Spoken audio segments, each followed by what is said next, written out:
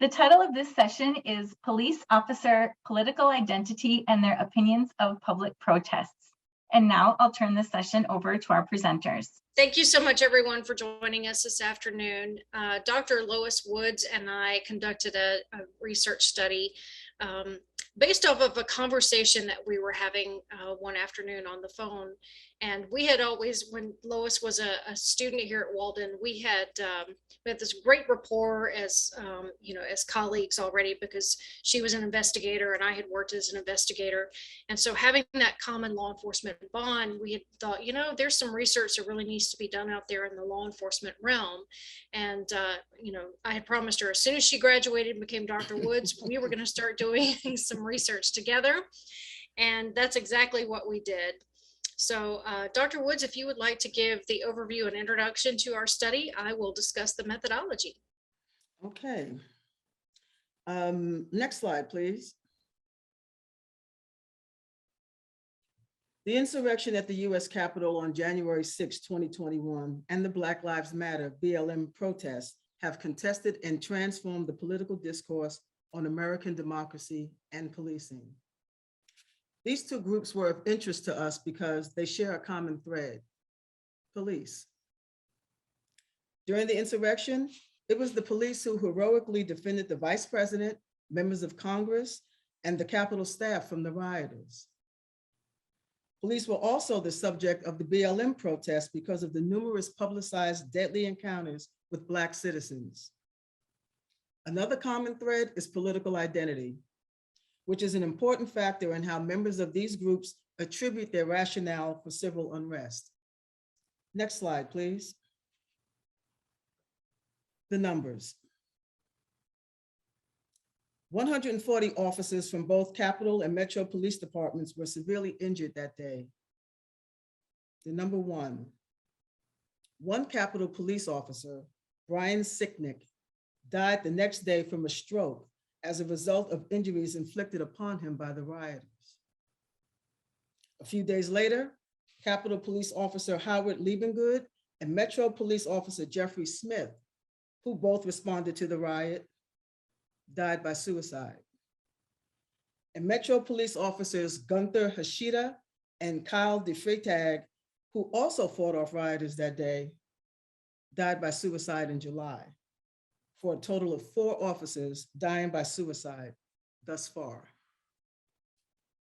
And the 130 is the number of Capitol police officers who have left the department, the Capitol Police Department, since the January 6th insurrection. Next slide, please. The May 25th, 2020 murder of George Floyd by Minneapolis police raised the consciousness of millions of people and propelled the BLM movement forward. BLM became a new voice of opposition to racist police violence. This voice was echoed at 11,000 protests held in the US, as well as some 40 countries around the world.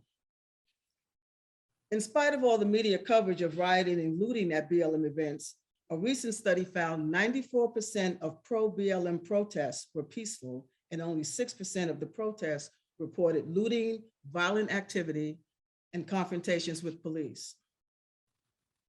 The death of Federal Protective Services Officer David Underwood near a BLM protest in Oakland, California in May of 2020 was not at the hands of BLM protesters or looters who took advantage of the unrest, as initially reported. Instead, Officer Underwood was shot by an active Air Force staff sergeant who identified as being a member of the far-right Boogaloo Boys, a growing online extremist movement that, according to federal authorities, has sought to use peaceful protests against police brutality to spread fringe views and ignite a race war. Police across the country have also participated in BLM protests. There are scenes of police in riot gear taking a knee in front of protesters, and images of white officers and Black protesters praying with fists raised and marching in support of police reform. Next slide, please.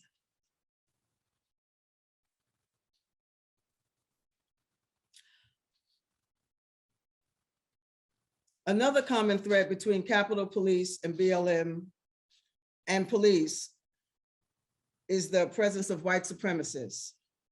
Several recent studies have noted that some police officers have openly expressed their affiliation with white nationalist groups, and further investigation into the Capitol Police Department found that over the past 2 decades, some 250 Black officers have sued the agency for racist policies and practices.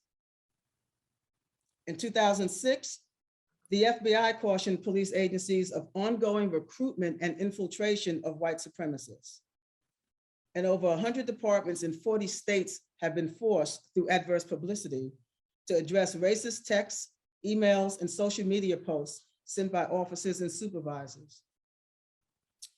It is reported that as many as 30 sworn police officers from several police departments not only attended the Trump rally, but also participated in the riot at the Capitol, and 6 Capitol police officers were suspended and 29 were under investigation for their involvement in the riot at the time this research was conducted. Several of these officers have been charged with federal offenses, fired, or are under some form of discipline or investigation by their departments. Next slide, please.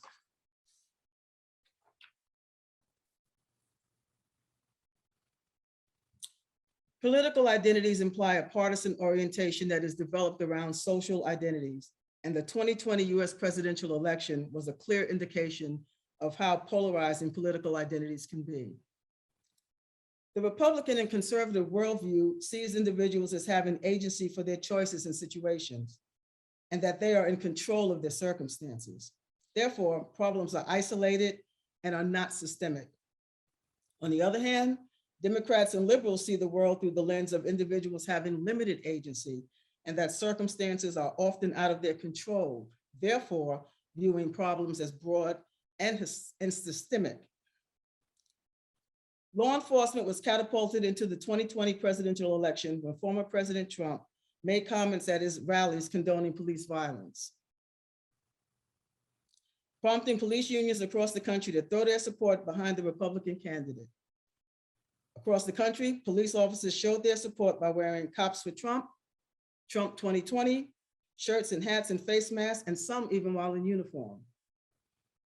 A recent study of nearly 8,000 US police found that 67% perceived the deaths of Black Americans during encounters with police as isolated incidents, while 31% saw it as a broader issue between people of color and police in general. The review of the literature makes clear that the influence of political identity on law enforcement officers' perceptions of police engagement in public protests and participation in politically centrist groups required further examination. And now we'll turn the presentation over to my research partner, Dr. Kimberley Blackmon, to discuss the study's research questions, method, and design. Thank you very much.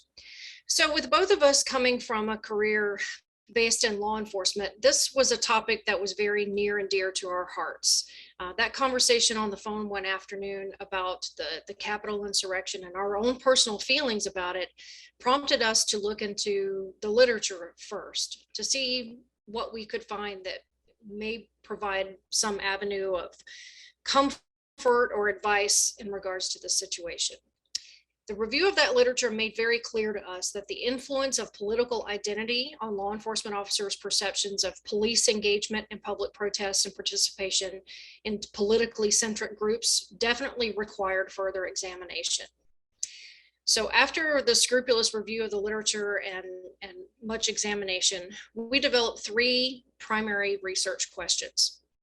First research question is there an association between political identity and a police officer's opinion of engagement in political protest in general? Secondly, does political identity influence how police officers perceive police participation in either the Black Lives Matter protests or police officer participation in the Capitol insurrection? And thirdly, we asked, is there a correlation between police officers' political identity and their perception of whether or not white nationalists have infiltrated the law enforcement profession? Next slide, please. To answer these questions, we decided to use a survey design that was used to obtain quantitative data from active full-time law enforcement officers only. We chose to look only at full-time active law enforcement officers instead of, we ruled out anyone who was retired or worked as a reserve officer. We only wanted full-time active police officers for this particular study.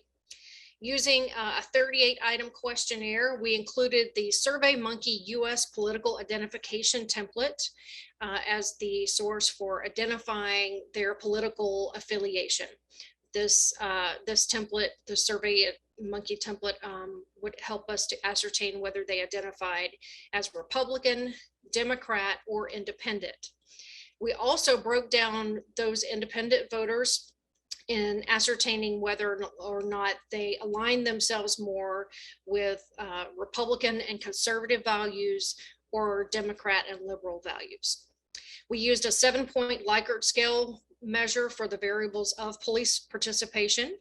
And we also asked our participants to select certain statements that they most agreed with regarding police protests. For example, they were asked to rate their feelings on the statements such as police officers should refrain from engaging in public protests, or police officers are American citizens and have the right to engage in public protests. We also asked them to agree or disagree with the statements, police officers should refrain from exhibiting their political identity while on duty, or police officers are American citizens and have the right to exhibit their political identity both on duty and off duty. Next slide, please. So again, our data collection came from full-time actively employed police officers, and they ranged from municipal agencies, county, state. We even had a few federal enforcement agencies represented. We use convenient sampling to engage with our target population. We primarily used sources such as LinkedIn and various Facebook groups. There are a lot of law enforcement groups that have quite active participation on Facebook. So we reached out to them asking for participation, assured them of confidentiality and anonymity, of course, through our informed consent. And we also directly emailed several law enforcement contacts that I had, as well as through some other colleagues. We reached out to the International Association of Chiefs of Police to help distribute our survey, as well as the National Organization of Black. In total, we received 106 responses to our survey. 10 of those responses had to be excluded, however, because they were had missing data or were inconsistent. So that left us with a total of 96 respondents for the study. The resulting characteristics of the respondents were overwhelmingly white males who were not Hispanic or Latino. Most of them were between the ages of 45 to 54. They were educated, holding either a bachelor's up to a master's degree, and they ranked primarily between officers and sergeants. Now, in any other type of study, we would consider this demographic to be, not representative of the population. However, we did take into consideration that right now policing is still primarily dominated by white males. So our participant demographics were consistent with the law enforcement profession as a whole. So we accepted this as consistency. Next slide, please. So when it came to political identity, it was very interesting. As expected, again, with both of us working in the law enforcement profession, there were certain, things that we already knew to expect. And one of our expectations was that most of our participants would report as voting Republican. And they did. 51% identified as Republican. And of those self-identified Republicans, over 32% of them felt that they were very strong Republicans in their beliefs. Whereas of those reporting as Democrats, only just a bit over 3% of them would identify as being very strong Democrats. Those respondents who reported as independents were asked as more similar to Republicans than Democrats, more similar to Democrats or Republicans, or equally similar to both parties. There was approximately 26% of the independent participants who felt that they were more similar to Republicans, while those who were more similar to Democrats was only about 4.3%. Those respondents who identified as independents who regarded themselves as equally similar to both Republicans and Democrats was just under 12%. Next slide. So where it got interesting is when we looked specifically at the political identity breakdown, when we asked specific questions about participation in public protests. So when we asked the question of whether or not, or asked them to agree or disagree with the statements about officers should refrain from participating in both Black Lives Matter and white nationalist groups, we saw the greatest level of agreement from Republican officers. Across the board, when we asked questions about police being involved in violent protests and whether or not they should lose their badges, or whether police officers involved in either the Black Lives Matter movement or the January 6th Capitol insurrection, losing their positions. Again, the highest amount of agreement came from our Republican voting police officers, which, to be quite honest, was a little surprising to us. That we expected just the opposite in going into this. So in looking at the results, we broke it down, not only by party, but we also did do a little bit of statistical analysis. So, which we'll get to, no, not the next slide again. So, okay, so here's another look at, we asked questions about January 6th is motivated, or the actors in the January 6th Capitol insurrection was motivated primarily by hatred of authority. Again, our Republican officers, when it came to agreeing with that statement, we did see more agreement from our Democratic voting officers than we did the Republicans.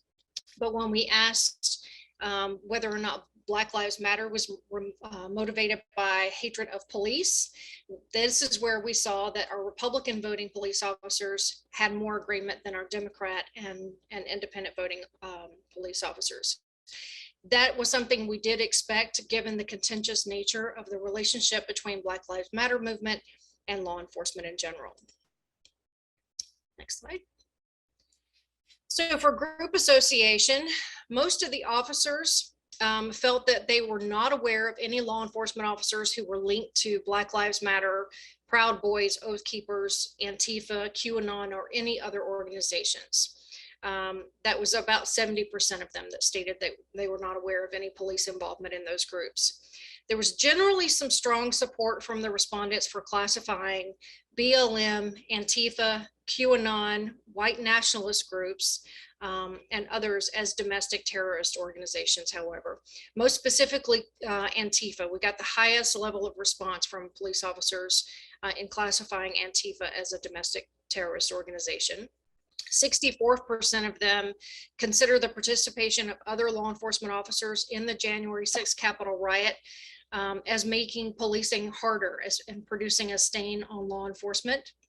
But the only statistical difference we found between means was in relationship to whether or not police should refrain from participating in the Black Lives Matter movement. That's where we saw the groups diverge along political identity. And we ran a one-way ANOVA. We did multiple regression. We did Pearson's. Every statistical analysis that we conducted came up with the same results. And that was the only one that showed any amount of statistical significance whatsoever. We did find it interesting that in looking at the association of political identity and whether or not these officers would feel safe working with particular individuals, 32% of them stated that, and this was Republican, Democrat, and independent officers all combined as a whole, 32% of them agreed that they would feel safe working with someone associated with Black Lives Matter, but only 16% would feel safe working with someone who was associated with a white nationalist group. So that was very telling. Next slide. So obviously, any study comes with some strengths and limitations, and ours was not exempt from that. Obviously, sample size was an issue. We were hoping to get a much larger sample size than what we did. We're hoping to replicate this study at some point with a greater participation, beyond 100. We also, looked at lack of diversity as being an obstacle here. Of the 96 respondents that we used, only 4 of them were Black officers. So the lack of participation of Black officers or officers of color did raise some concerns for us that our study may have been impacted by social desirability bias, or just choosing not to respond because of their comfort level. And if you're not familiar, social desirability bias is a form of response bias in which people prefer not to answer questions about how their responses will be interpreted by others rather than reply truthfully. The respondents will choose socially acceptable answers or politically correct responses. So we do acknowledge that our study could be limited by that bias. And a lack of a theoretical framework. We did not, this was started out as an exploratory study. And so therefore we did not base it on a theoretical framework. We do recommend that if someone were to try to replicate the study, that it should be bound by a theoretical framework. Next. So what does this all mean? At the end of the day, our conclusion was that there was no statistical association formed between a police officer's political identity and their opinions of public protests just in general. We also found no association between a law enforcement officer's personal political identity and how they perceive police participation in political protest, although there was a significant finding regarding law enforcement officer engagement in Black Lives Matter. No significance was noted regarding a police officer's political identity and whether or not they feel that white nationalists have been infiltrating their police agencies. And officers in this current study pursue the participation of police in any violent protest, no matter whether it's BLM, Antifa, January 6th, any violent protest participation by other law enforcement officers whatsoever was viewed as negative by our participant group. These findings for us may indicate that these officers have more loyalty to the ethics of the police profession, which outweigh the loyalty that they feel to their particular political identity, which for us as law enforcement officers gave us a lot of hope that their duty and that their honor to the profession and the ethics of that profession was far more important to them. And it's more important to them to enforce the statutes that they are called upon to enforce than it is for them to display their political identity and engage in anything that is political. So Dr. Woods, any further thoughts? No, I think you covered everything. So if there's any questions or any comments, I will point out that we, Dr. Woods and I just presented this study on justice sciences 2 weeks ago at the conference in Las Vegas, as well as, they did pick it up for publication in a special edition about the Capitol insurrection. So if you would like a copy of the article and a copy of the study, we do have that link available if you would like to read it.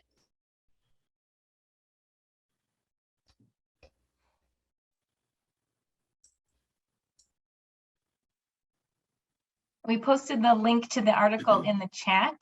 And again, we're so grateful that you shared this fabulous research and very timely research as well.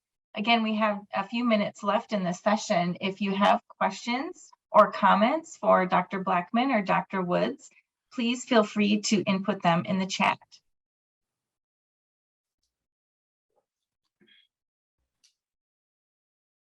there's a comment. Thank you. It's good to know the different perspectives throughout the nation. And thanks for sharing your research. Thank you. This was an important question for us to, this project started out because we just had our own curiosities about, being in law enforcement ourselves. This was a question that we just, we had to satisfy our own curiosity. And so, yes, this was a great finding for us.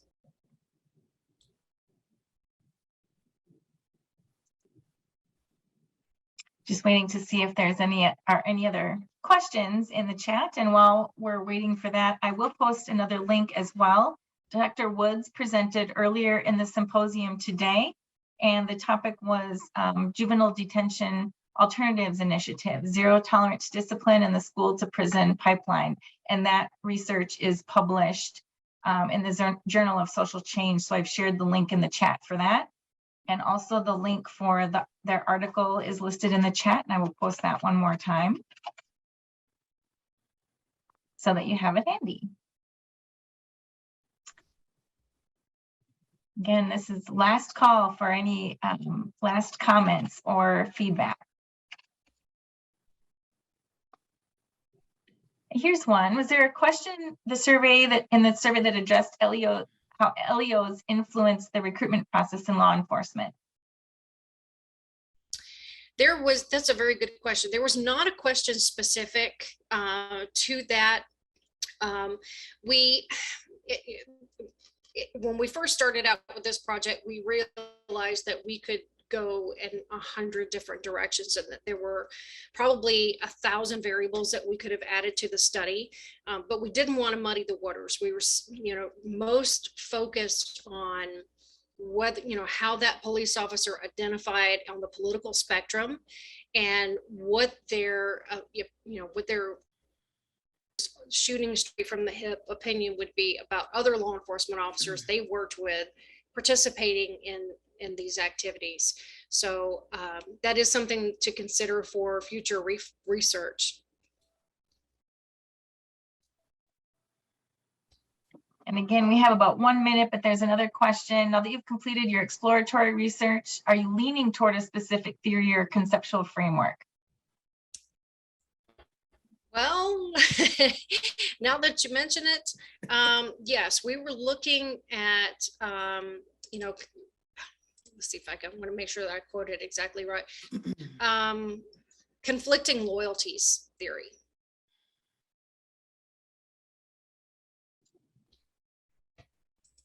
Okay, thank you. And another question, what about the field officer training relationship?